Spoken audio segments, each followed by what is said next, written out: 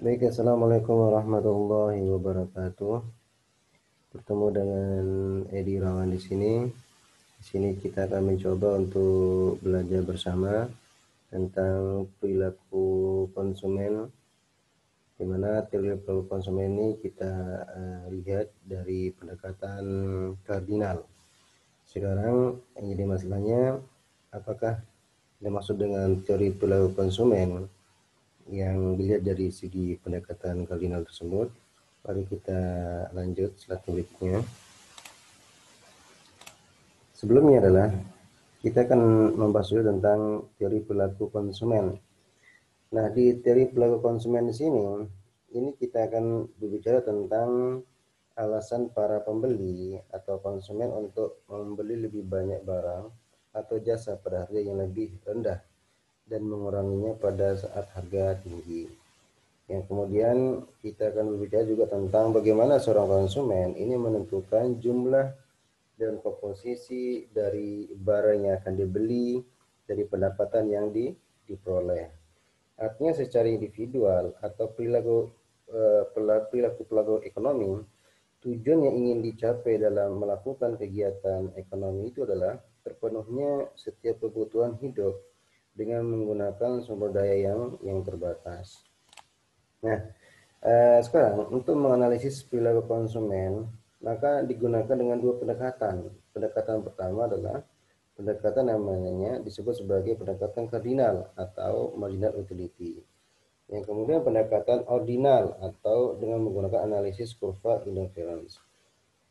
Nah, yang dimaksud dengan utility di sini adalah rasa kesenangan atau kepuasan yang muncul dari konsumen. Ini merupakan kemampuan memuaskan keinginan dari barang dan jasa dan aktivitas. Artinya tujuan konsumen sini adalah untuk memaksimalkan utilitas atau kepuasan dengan batasan berupa pendapatan dan harga yang bersangkutan. Nah, untuk kali ini kita akan membahas terlebih dahulu tentang perilaku konsumen, di mana perilaku konsumen tersebut kita melihat dari sudut pandang pendekatan kardinal. Baik, yang pertama, kepuasan seorang konsumen di dalam mengkonsumsi suatu barang ini dapat diukur dengan satu kepuasan, misalnya mata uang. Setiap tambahan satu unit barang yang dikonsumsi ini akan menambah kepuasan yang diperoleh. Nah, pandangan antara besarnya utility yang menganggap bahwa besarnya utility ini dapat dinyatakan dalam bidang angka. Artinya adalah analisis kardinal menggunakan alat analisis dinamakan dengan marginal utility atau pendekatan kardinal. Artinya di sini kepuasan konsumen kita bisa melihat dengan menggunakan angka, atau kepuasan konsumen sini bisa bisa dikuantifikasikan gitu maksudnya. Nah, untuk memahami dari pendekatan kardinal, kita akan membahas tentang asumsi dasar pendekatan kardinal tersebut. Lagi sekali untuk memahami dari perilaku konsumen dari pendekatan kardinal, kita harus memahami dulu apa aja sih asumsi dasar dari pendekatan kardinal tersebut. Yang pertama adalah bahwa kepuasan seorang ini dapat diukur, di mana pengukuran kepuasan ini diukur dengan kesatuan util. Sebagaimana saya katakan tadi bahwa kepuasan konsumen dari pendekatan kardinal sini ini bisa dapat diukur, artinya bisa dikuantifikasikan. Kemudian pengukuran kepuasan ini diukur dengan satuan namanya satuan util. Yang kemudian asumsi yang berikutnya adalah menggunakan marginal utility. Artinya marginal utility barang-barang konsumsi menurun. Hal ini menganggap hukum kuasa. Artinya di asumsi dasar ini yang kedua ini adalah pendekatan kardinal. Di sini menggunakan salah satu hukum namanya law of diminishing marginal utility. Apakah yang dimaksud dengan hukum diminishing marginal utility ini? Yaitu semakin banyak satuan barang yang dikonsumsi oleh konsumen, maka semakin kecil tambahan marginal kepuasan diperoleh konsumen atau bahkan nol. Artinya di sini adalah setiap tambahan barangnya atau yang dikonsumsi oleh suatu konsumen akan mengalami penurunan, di mana penurunan tersebut merupakan puncak dari peningkatan dari kepuasan. Artinya semakin tinggi dari jumlah konsumsi barang yang dilakukan oleh konsumen sini, maka penurunan dari suatu barang tersebut akan mengalami nol atau akan mengalami negatif. Nah, kemudian konsumen akan memaksimalkan kepuasannya dengan tunduk pada kendala anggaran. Artinya di sini adalah konsumen tidak serta-merta meningkatkan kepuasannya atau kepuasan dalam konsumsi barang dan jasa. Di satu pihak dia harus tunduk kepada apa? Tunduk kepada anggaran atau pendapatan yang mereka miliki. Yang kemudian yang terakhir adalah kepuasan total atau total utility. Ini mempunyai sifat aditif, artinya penjumlahan unit kepuasan yang diperoleh dari masing-masing barang yang akan dikonsumsi. Artinya sini adalah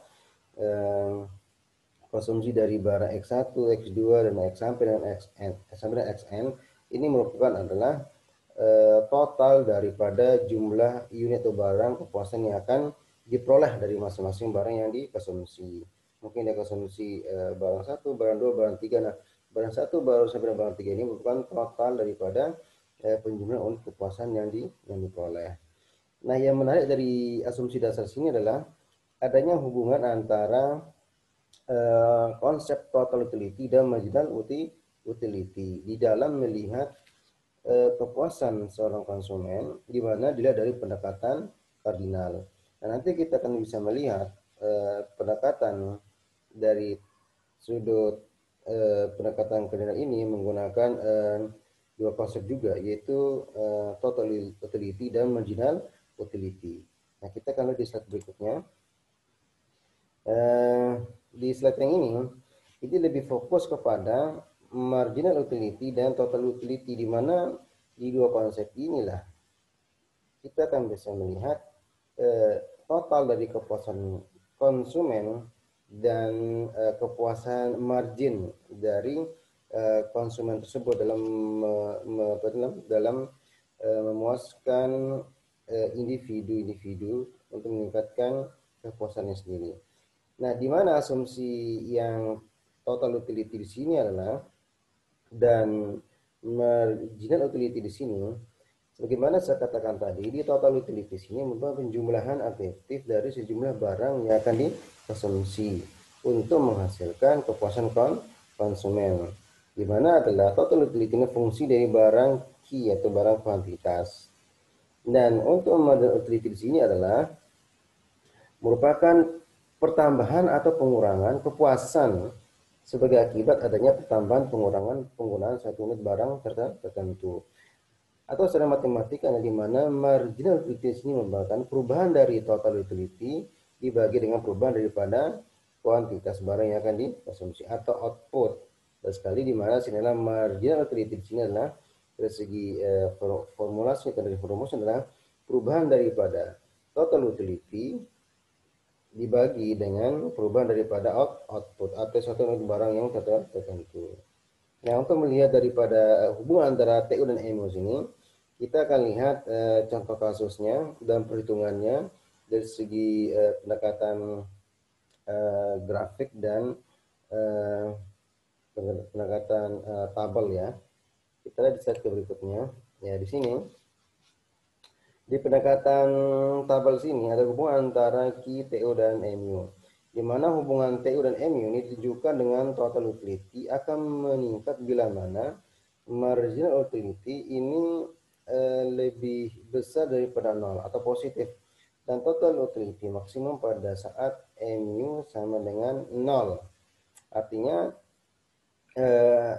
TU sama dengan 0 ini merupakan puncak kepuasan daripada seseorang tersebut di dalam mengkonsumsi barang. Artinya di posisi sini adalah seorang tidak akan mau menambah atau mengurangi jumlah barang yang akan dikonsumsi, karena total utility-nya sama dengan tambahan atau pengurangan daripada jumlah barang yang dikonsumsinya. Itu sama dengan nilai 0. Kemudian selanjutnya adalah total utility ini akan menurun jika marginal utility-nya kurang daripada 0 atau negatif. Artinya adalah Di satu sisi, penambah dari jumlah total utility di sini akan mengurangi daripada apa marginal utility. Artinya adalah akan mengurangi kepuasan daripada barang yang akan dikonsumsi. Seperti seperti kita misalnya meminum air, dalam minum air segelas misalnya, satu gelas, dua gelas, tiga gelas mungkin akan hilang haus. Tapi ketika tambahan 4 atau 5 gelas ke berikutnya, bukan hausnya akan hilang, justru atau bukan penambahan total total utilitasnya yang kita akan mau tambah, justru akan mengalami penurunan daripada kepuasan di dalam minum air tadi tersebut. Kenapa? Karena eh, total utility-nya meningkat, di satu sisi margin utility-nya mengalami penurunan. Artinya setiap tambahan total utility akan mengurangi daripada margin utility. Nah, hubungan antara total utility dan margin utility sini, inilah yang kita bahas tadi, yaitu hukum daripada the law of diminishing return. Ya, ini dia. Nah, ini the law of the law of diminishing marginal utility, yaitu semakin banyak suatu barang yang dikonsumsi oleh konsumen, maka semakin kecil tambahan atau marginal kepuasan yang diperoleh konsumen atau bahkan nol atau negatif. Inilah yang kita bicarakan tadi, hubungan antara TU dan MU, di mana menggunakan salah satu hukum nama law of diminishing marginal utility, yaitu di mana semakin banyak satu barang yang dikonsumsi oleh konsumen, maka semakin kecil tambahan marginal kepuasan diperoleh, bahkan dia bisa negatif, nilainya negatif. Nah, sekarang kita dari pendekatan kurvanya ya.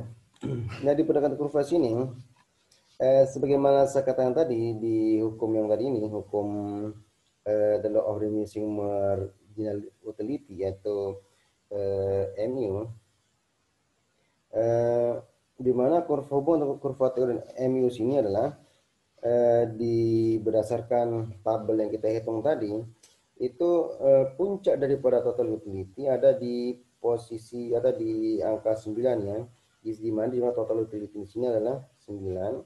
Dia kalau menambah lagi jumlah barang dikonsumsi, bukan tambahan barang tersebut akan mengalami kepuasan, justru akan mengalami penurunan. Nah, nilai penurunan sini kita akan bisa lihat dari apa? Dari kurva MU. Ini kurva MU, ini kurva TU.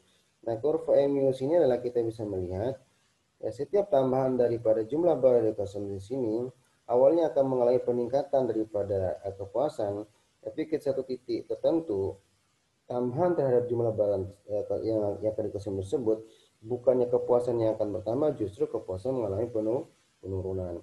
Dan antara hubungan TU dan MU sini, atau hubungan antara MU dan TU sini, akan mengalami penurunan pada saat setiap penambahan total utility ini akan mengalami penurunan terhadap marginal utility. Nah, penurunan inilah yang disebut sebagai namanya adalah hukum daripada the law of the law of diminishing marginal utility. Artinya semakin banyak satu barang yang dikonsumsi oleh konsumen, maka semakin kecil tambahan margin kepuasan yang diperoleh konsumen, atau bahkan nol, atau bahkan dia mengalami negatif. Di sini mengalami negatif ya. Nah, ini bukan hubungan antara TU dan MU. Yang perlu diperhatikan sini adalah hubungan TU dan MU. Dan rumus cara mencari MU sini, tidak sudah saya beritahu adalah di mana perubahan daripada total utility dibagi dengan perubahan daripada key. Artinya adalah perubahan yang ini dikurangi dulu, kemudian hasil kurang dapat atau TU dan kurangi daripada key ini baru dibagi. Ini merupakan adalah margin atau selisih daripada perubahan daripada total utility dan perubahan daripada total key. Nah, semoga ini bisa dipahami pendekatan kardinal itu untuk melihat daripada apa? Melihat daripada perilaku kepuasan konsumen, yang dimana bisa dilihat dari salah satunya dari segi pendekatan kardinal, yang dimana kepuasan konsumen tersebut bisa diukur atau bisa dikuantifikasikan ya, bisa dihitung lah gitu.